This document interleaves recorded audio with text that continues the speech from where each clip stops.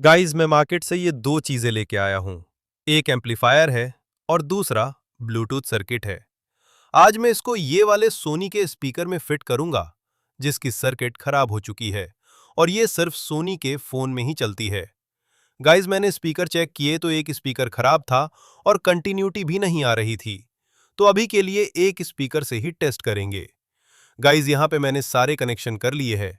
अब यहाँ से पावर देते ही ये चालू हो जाएगा। गाइस मैंने इसको पावर दे दिया है और ये चालू भी हो गया है। अब इसे फोन में कनेक्ट कर लेता हूं। Connected.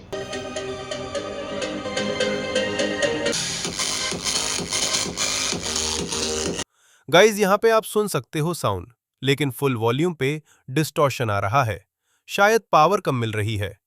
अब मैं अपना कीबोर्ड साफ करता हूं। तब तक लाइक और सब्सक्राइब।